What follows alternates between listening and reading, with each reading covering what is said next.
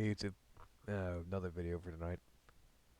Alright, so we're gonna be reacting to October Sky, which is a very good movie from the 2000s. Actually, no, 1999, I believe. Actually, I don't really remember when this movie was made. All I know is it represents something amazing. This teacher inspired four young men. These four young men lived in a town where everyone was doomed. Every child that was male was doomed to work in the coal mines. This was a real town known as, let's see, God, I'm from West Virginia, I don't even remember the name of this town. Uh, anyway, it was a town that was bordering on a coal mine. That's where the town's economy came from. That's where the towns basically got everything through the coal, basically through the coal company. And this teacher, named Mrs. Riley, she came down with Hodgkin's disease, and yeah, but most importantly, she inspired these students to do something amazing. Now let's sit back and watch something beautiful. And more importantly, there's a scene. The scene also has a father who wanted his son to work in the coal mines, but his son wanted to be a rocket scientist, and the father didn't want that. But we'll see some father-son bonding here that's amazing. And yeah,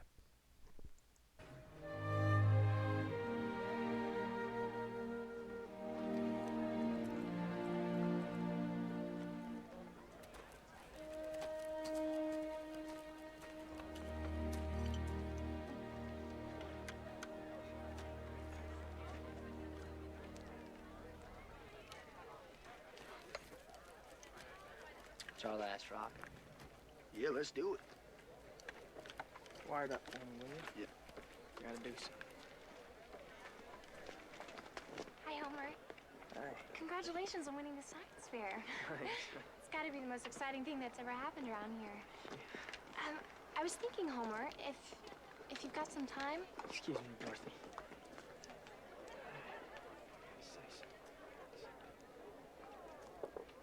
Good luck. Hey everybody, can we have your attention please? Come on, Homer, let her fly. We're gonna launch the rocket in a minute, but we'd like to say thank you first. If it wasn't for y'all, we'd never gotten into any science fair. We probably never gotten past blowing up my mom's fence. But we did, because of your help and support. And this is for Colwood.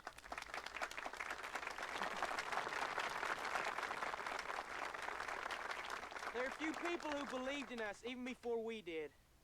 We'd like to dedicate this rocket to them. To Ike Bukowski. To Mr. Boland, who helped us so much. To the person who first inspired us. Our teacher, Miss Riley. And finally, I'd like to dedicate this rocket to my mom, and to...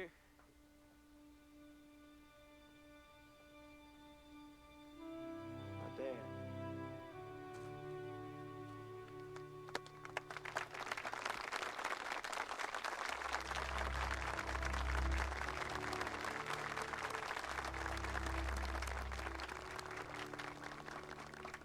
You know, it won't fly unless somebody pushes the button. It's yours if you want it.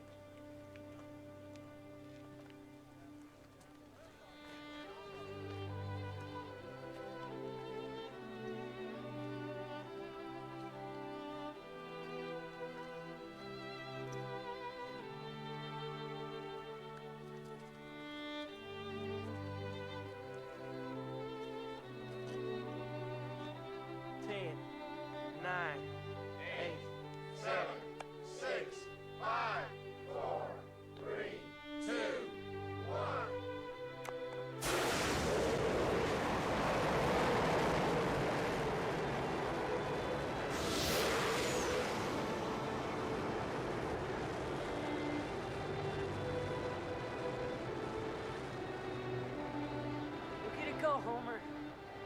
This one's gonna go for miles.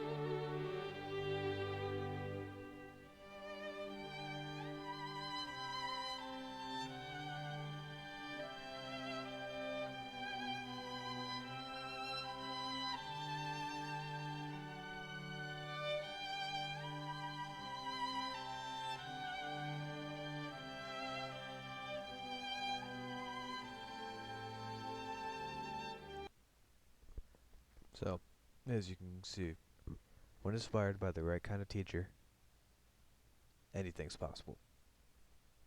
And when you have parents that care about you and love you, a loving mother, a loving father, even though your father may treat you like a piece of crap, your father only wants what's best for you.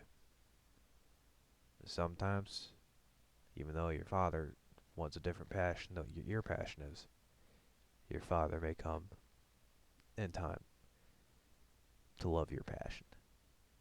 Whether that passion is rocket science, football, wanting to join the military. Fathers want their kids to grow up and make something of themselves. And to heterosexual fathers and mothers, they want their kids to have grandchildren.